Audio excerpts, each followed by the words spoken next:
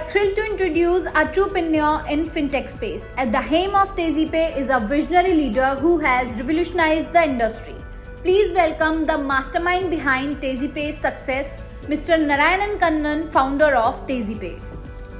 Hi sir, good afternoon. Good How are you? I'm good, yeah. How are you? I'm great too, sir. So this is a interview, come discussion regarding you, your journey so far and your experience at Office Square. So I would like you to start with your journey first. So I would like to start with who am I? So I am Narayanan Kannan. People call me as Naren. So I born in a small town in Tamil Nadu. Came to Delhi back in 2003. So since then I was into technology. I started my career as a developer and then worked with multiple companies. So I have managed multiple profiles. As a recent profile was the CEO of a Fintech in India. And then I had to quit that company because of some funding situation. Then I started Tezipay, so which is a Fintech, which is into lending. It's digital lending in India, and collaborated with multiple NBFCs and banks. So that is how the Tezipay journey started. That's really great to know. That's great. All right, sir. Can you tell us about the inspiration behind your startup journey? The inspiration behind my startup is my ex-boss, Okay. Mr. Neville Ben Isa. So who started multiple companies since 1990s. Okay. And he's a brave guy, so American. So I worked with him for almost like 14 years, so which made me so much of strength. And I strongly believe wherever I am right now, so it is all because of his guidance and whatever I learned from him. And he is the big inspiration which I can think of. Oh, that's great. What challenges did you face in the early stages and how did you overcome that? So Tezipay faced a lot of challenges like other startups in India. So startup culture is, everyone sees startup as okay. So if you have an idea and just like you spend some money and then you grow your idea. So that is what everyone thinks. But most startups, according to recent data, most startups, 80% or more that got shut down. So in early 2 years, right? So it's not about the idea, it's all about the people whom we are working with. So you need to have like-minded people in place, number one. And number two, of course, there is to run a revenue generating business, you need to have a good product, and then you need to have some strategy in place. So those things are like secondary. So first of all, you need to have right people in place, and then like-minded people. Whatever you are thinking, everyone else should be in a mode of execution, right? So that is what I think is the most important piece of a startup. So apart from your product, your strategies, your finances, your capital investment and all those stuff. But luckily Tezipay had that, because whom are working with me, I know them for almost like 12-13 years, right? So we have been together in multiple companies and then did multiple projects in the past. This is the first time we are doing it in India, but so far in my career spanning of like 21 years, I was outside of India. So I worked in Singapore, Malaysia, and then South Asian and then Middle East countries a lot. So in Qatar and Dubai, I spent almost like 8-9 years, close to. And then we started a company called, I was part of the company called QPay, it's a Fintech. And then we raised the company from zero, and then the group exited the company. The company QPay in Qatar, and we started something in UAE. So there are a lot of steps. Like it's all about the people, right? So the tech team, the customer success, and the marketing team that you are working with. So we are into this together for almost like more than a decade. So I know them everyone personally. So that gave me a lot of boost to what I'm doing, energy. So it became very easy, naturally for me. So for me, coming to office every day is like I'm sitting at a home and then chit-chatting with my friend. So that is how it is. That's great. I mean, team strength and how your team is, that make a huge impact. Then it will be very easy for you to collaborate, right? So whatever the ideas that you have, startup is like, see, for 50-60% of the people who are doing the startup, they'll be having some, they choose some vertical to get into, right? Yeah. So we started it because of a situation. So just be very honest with you, because of a situation, I had to create it. And then, like most of the startups, like in the beginning, I was not aware of what I need to do. Okay. Seriously, I was not aware of what I need to do. And since the whole more than 13, 14 years of experience into banking and serviced multiple banks across the world, so I always wanted to get into the banking domain. Oh. So I started into banking domain. Good thing is it failed. Okay. It failed in a couple of months. So the beauty of startup is, that is what when I realized. So the beauty of the startup is it's not about you pick up some idea from nowhere and then start building it up. Yeah. For me, it's always about how quick you lose it.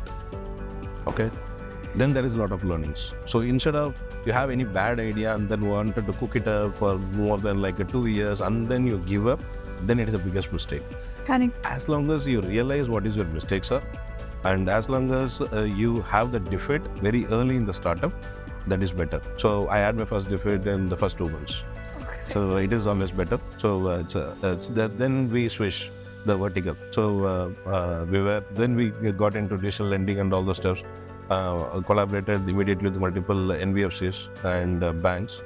So it is the one such business that we have. And since I'm into banking for more than a decade, so it was very natural for me to explore more in the banking side. So right now I'm servicing a couple of banks outside of India. Oh, that's great, sir. Really great. How do you create a productive work environment for your team?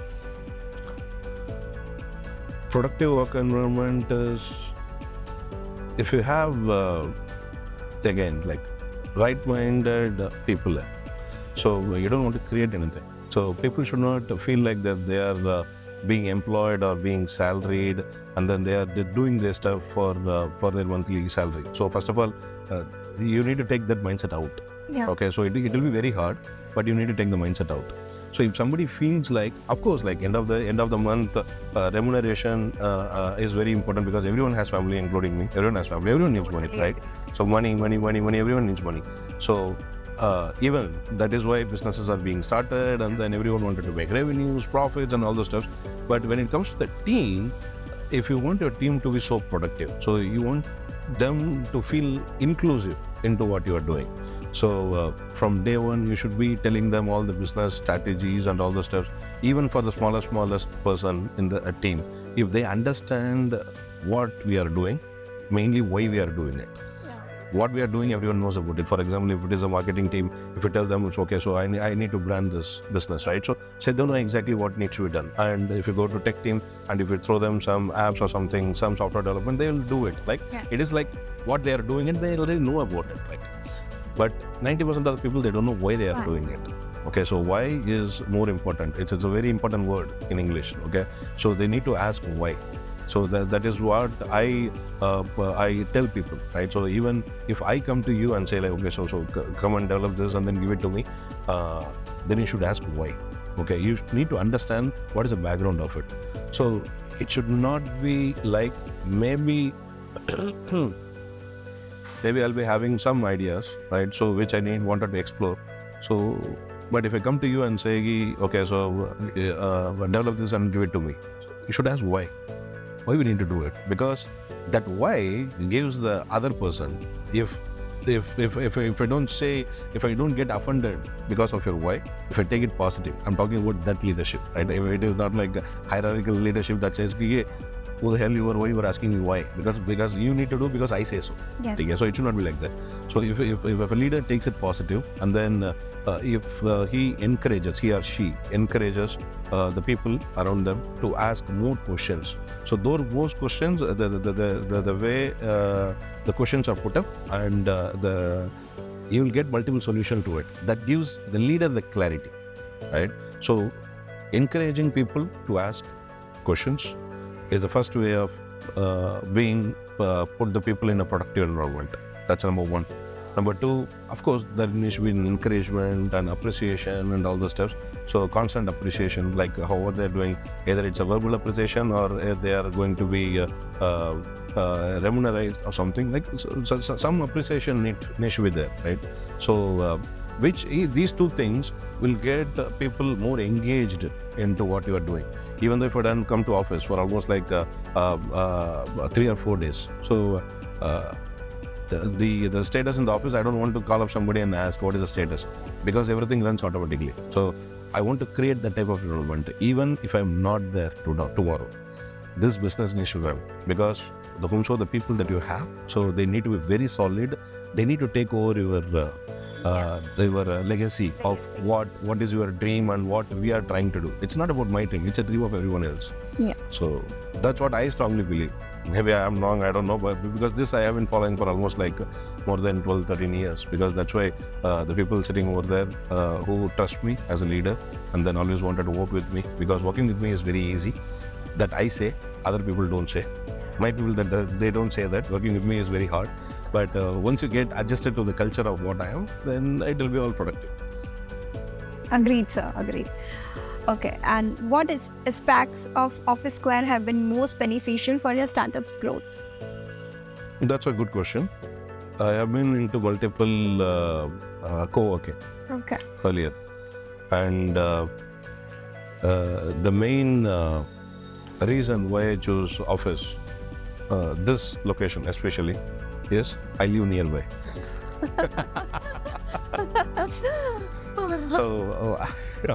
So I have been traveling to Greater Noida. So I have been around this place for almost like when we started Fintech, because whatever I did so far since 2004, right? 2004, I go outside of India and then come back and all the stuff. My office was always here, right? So since 2010, I had a physical location over here in Greater Noida. Then we shifted to Noida, and also recently we got shifted over here.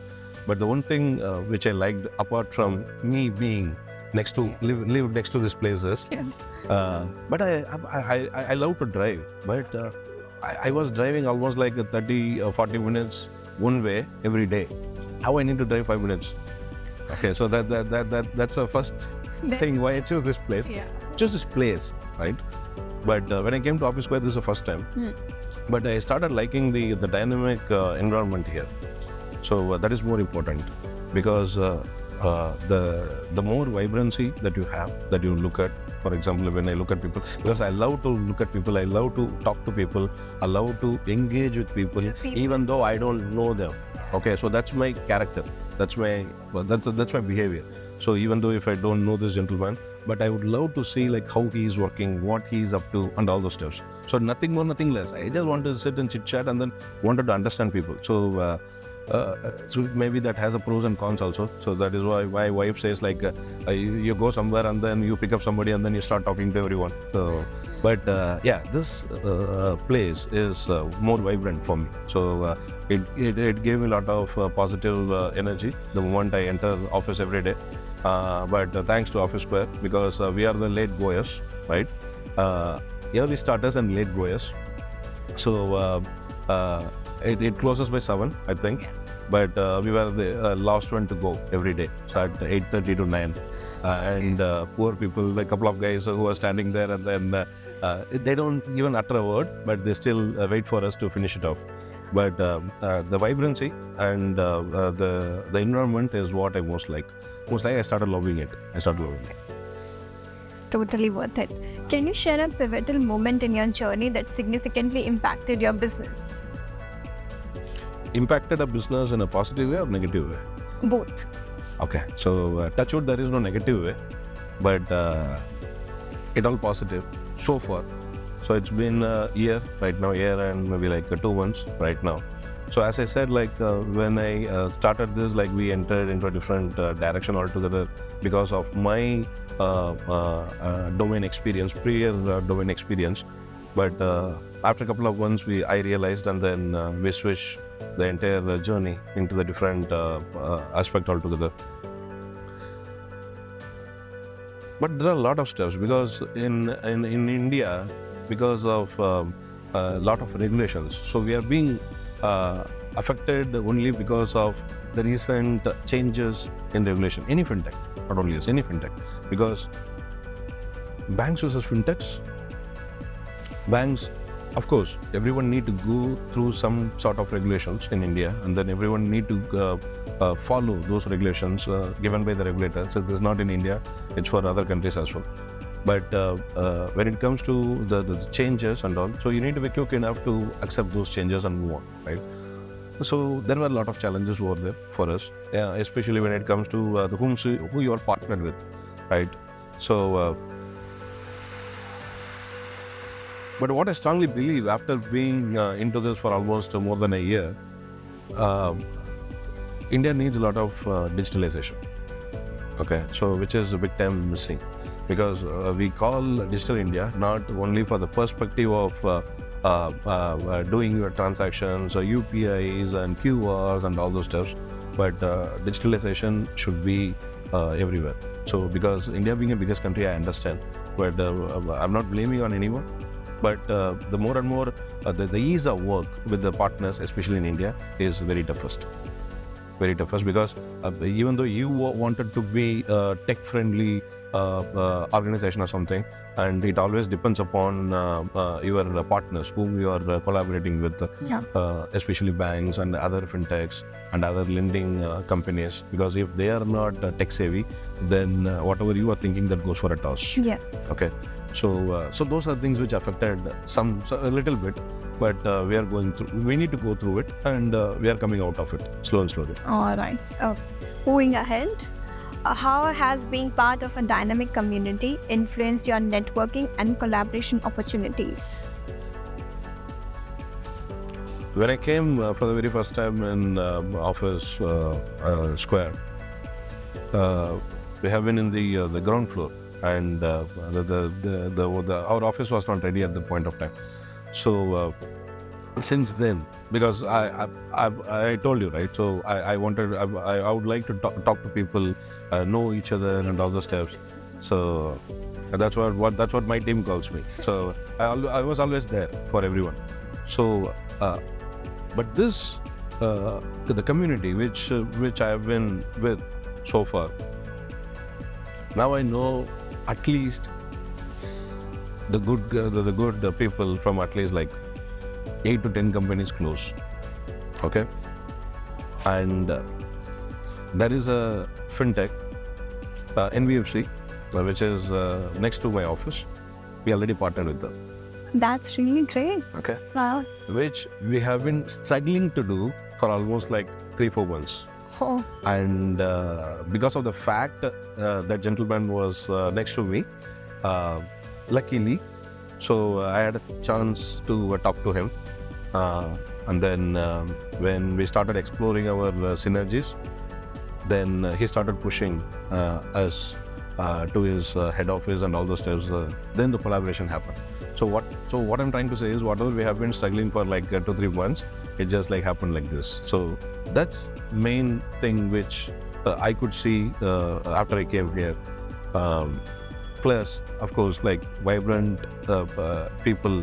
Okay, so different characters, different companies, and the different styles of working. That is also more important, because the way that we work, right? So it's since I had taken a lot of my experience from outside of India, so I always wanted to push people to follow some processes and all the stuff. So which is most other companies they don't do in India, right? So but when I see other people how they are doing it, so what is that shortcut to have the similar type of quality, but exactly don't want to follow the same processes. So those are things I learned literally. So when I was having lunch one day, another one gentleman was sitting next to me, and then I started talking to him, and then like he was into a tech background. I started asking him what are the technologies that you were using and all those stuff. So we shared a lot of stuff. So it's all learning every day. It's all learning every day, because this gives me an opportunity to meet more people. So if I would have been in a different place or in a private office or something, which I was, you don't believe, like my linkage to outside world is very minimal. It's very minimal. Okay. So because I used to travel a lot, I used to travel, business travels, and then I used to talk only what I wanted to, and wanted to meet the people whom I wanted to. But here it is not like that. right? Yes. So I can talk to anyone. I can share knowledge with anyone. I can get the knowledge and experience from anyone. So those dynamics that works in this culture. Yeah. Okay, not in any other culture. Correct. Exactly, that's what a co-working space should have. They should possess. Exactly. All right, moving ahead. What role do modern amenities play in your day-to-day operations? See, I'm a very simple person. Okay. So if I don't go with I'm a technology guy, but I don't go with those high-end amenities. Okay. So my intention of moving forward in my life is, you have a target, you need to achieve, right?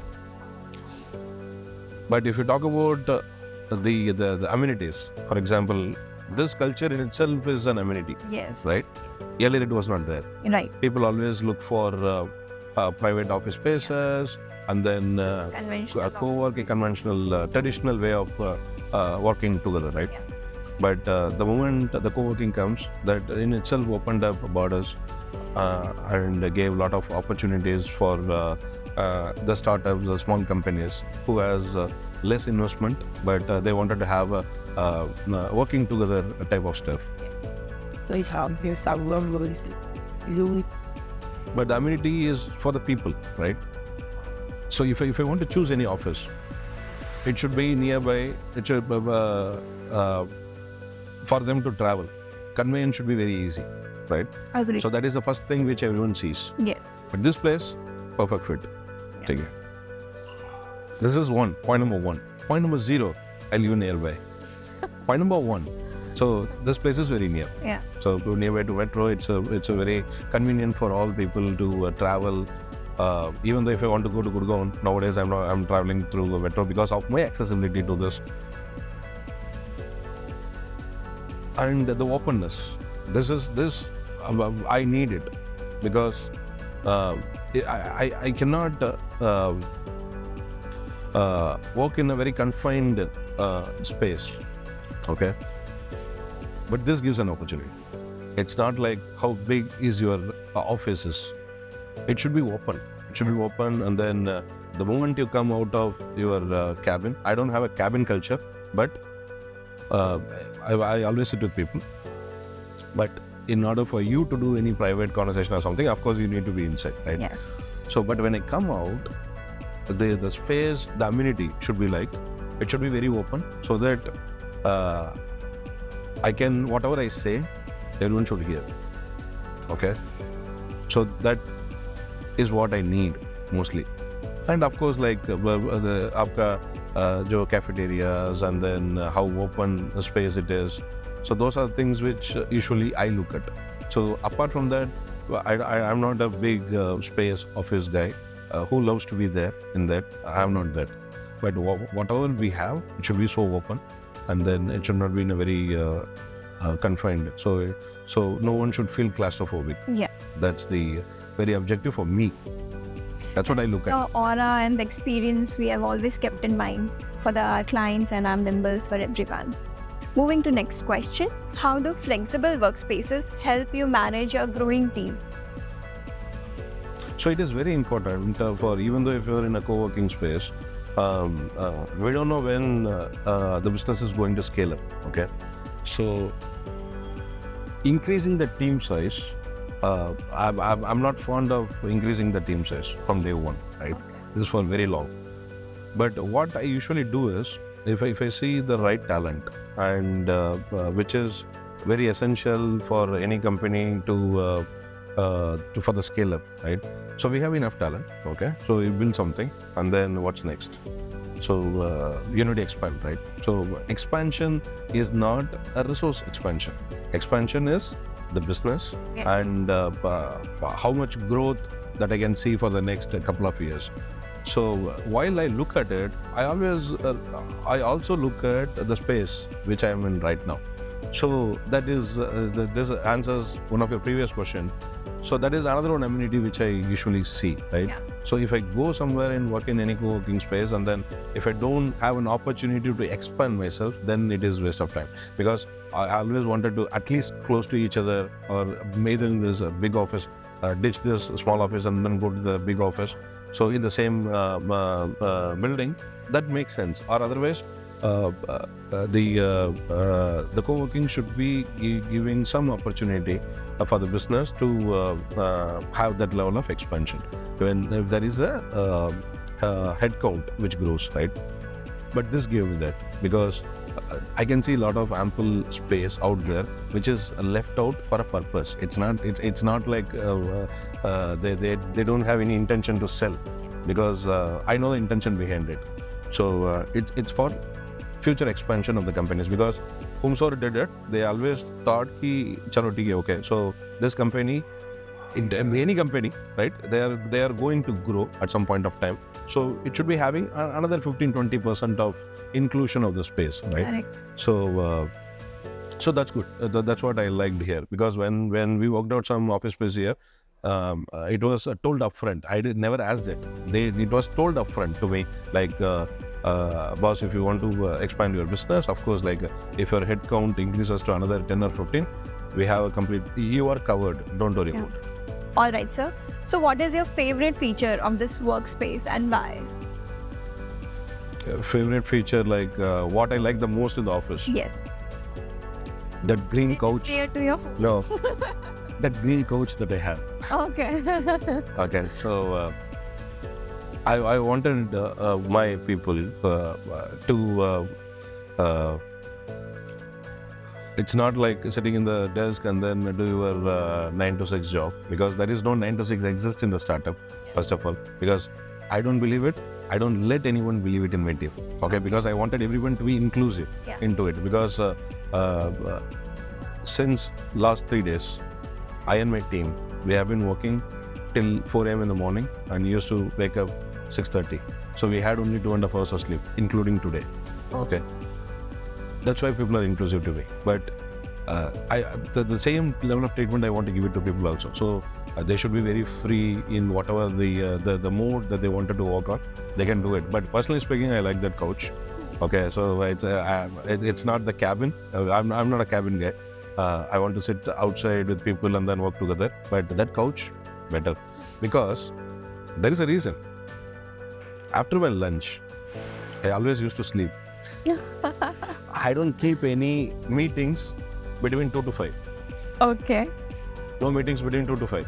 Because I know, even though if I'm not sleeping, right now it's like 4 o'clock, right? Yeah. I had a chance to have this discussion. Yes. That's why I'm not sleeping. Otherwise, I sleep. Okay. So for that reason, I love that coach. I would say the perfect reason. All right, sir, that's all. And it was pleasure having this talk with you. Same Loved here. it. And thank you so much. Thank you so much. Thank you, sir.